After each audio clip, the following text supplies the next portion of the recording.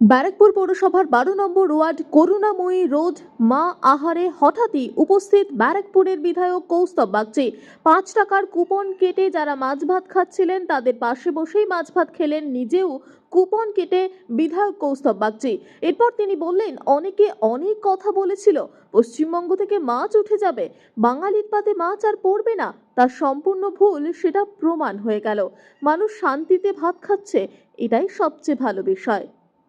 খুব ভালো খেলাম। বাঙালি হিসাবে তো ভাত মাছ আমাদের কাছে একদম এটা ডেলি স্টেপল ফুড। তো আমি আজকে এমনি ভিজিটে বেরিয়েছিলাম এলাকায়, যে মা ক্যান্টিনে আজ থেকে আমাকে পৌরসভার যিনি ইও সাহেব আছেন তিনি জানিয়েছিলেন যে আজ থেকে মাছ ভাত এখানে আমরা শুরু করব। তো আমি সেখানে এসেছিলাম।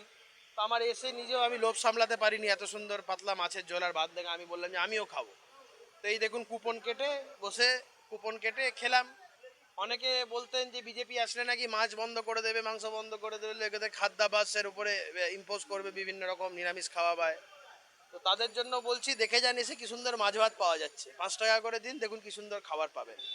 আমাদের রাজ্যের জনদরদী মুখ্যমন্ত্রী মাননীয় শ্রী শুভেন্দু অধিকারী মহাশয়ের নেতৃত্বে যেভাবে 5 টাকায় গরিব মানুষের জন্য এবং সর্বসাধারণের জন্য 5 টাকায় যে সুলভ মূল্যে যে খাবারের ব্যবস্থা করা হয়েছে, এই নিয়ে অনেক লোক অনেক অপপ্রচার করেছে, স্ট্যান্ডার্ড মেনটেন হবে না, কোয়ালিটি মেনটেন হবে না।